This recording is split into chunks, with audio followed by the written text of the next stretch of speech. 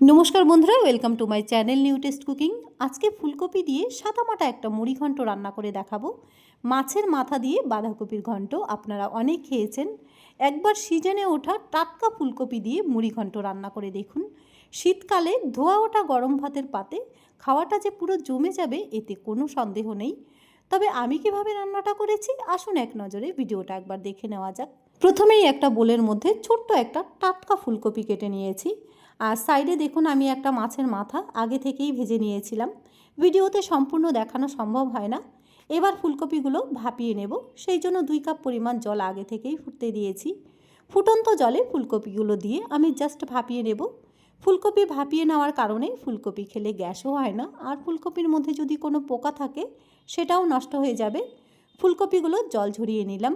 এবার একই কড়াই আবারও বসিয়ে দিয়েছি। শুকনো খোলায় আমি একটা মশলা রেডি করে নেব, তারপরেই রান্নাটা একবারে বসিয়ে দেব। আমি 1 চা চামচ গোটা জিরে হালকাভাবে টেলে নিচ্ছি, খুব বেশি পোড়ানো যাবে না, তাহলে তরকারিটা তেতো হয়ে যাবে। জাস্ট হালকা লালচে করে ভেজে নিতে হবে। মশলাটা আমি সাইডে প্লেটে রেখে দিয়েছি।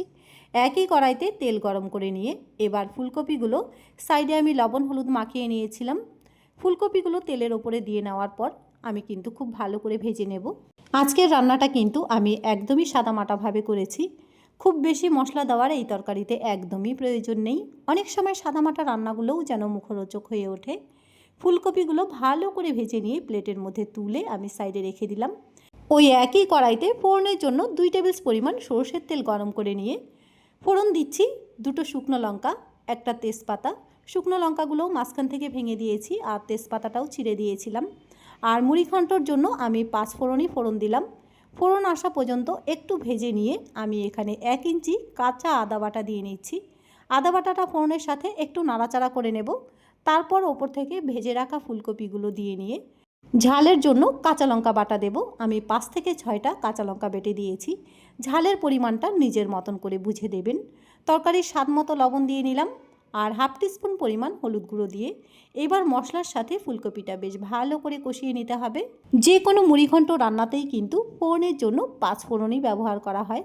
আজকের ফুলকপির মুড়িঘণ্ট রান্নাতেও 5 ফোড়নই ব্যবহার করার চেষ্টা করবেন, এতে করে রান্নার স্বাদ দ্বিগুণ বেড়ে যাবে। আমি ফোড়নের সাথে ফুলকপিটা বেশ ভালো করে কষিয়ে নিলাম। কষিয়ে নেওয়ার সময় 1 কাপ পরিমাণ জল দিয়ে নিলাম, এতে করে রান্নাটা কিন্তু সুন্দরভাবে মজে আসবে। এবার গ্যাসের আঁচটা হাই ফ্লেমে রেখে ঝোলটা বেশ ভালো করে ফুটতে দেব। ঝোলটা যখন টকবক করে ফুটতে শুরু করবে তখন মাছের মাথাটা আমি সাইডে একটু থেতো করে কিংবা হাফ ভাঙা করে দিয়েছি। এতে করে তরকারির সাথে মাছের মাথা সুন্দরভাবে মজে যাবে। মাছের মাথাটা দিয়ে নেওয়ার পর এবার টেস্টের জন্য কিন্তু কয়েক দানা চিনি অবশ্যই দেবেন। কয়েক দানা চিনি দিয়ে নিলে তরকারির টেস্টটা ব্যালেন্স থাকবে। এবার সব কিছু একসাথে সুন্দরভাবে মজিয়ে নিতে হবে। তরকারিটা যখন ভালো করে মজে আসবে তখন আমি প্রথমেই যে শুকনো খোলায় 1 চা চামচ গোটা জিরে টেলে নিয়েছিলাম, তার সাথে 2টো এলাচ আর 1 টুকরো দারচিনি আমি শিলনোড়াতে পাতলা করে বেটে দিয়ে দিচ্ছি। এবার কিন্তু তরকারিটা বেশ মজিয়ে আর জমিয়ে রান্না করে নামিয়ে নিতে হবে। মাছের মাথা দিয়ে বাঁধাকপির ঘন্ট অনেক খেয়েছেন, একবার সাদামাটা রান্নাটা ট্রাই করে দেখুন। আশা রাখবো আপনাদের কাছে ভালো লাগবে। ভালো লেগে থাকলে কমেন্ট বক্সে অবশ্যই জানাবেন।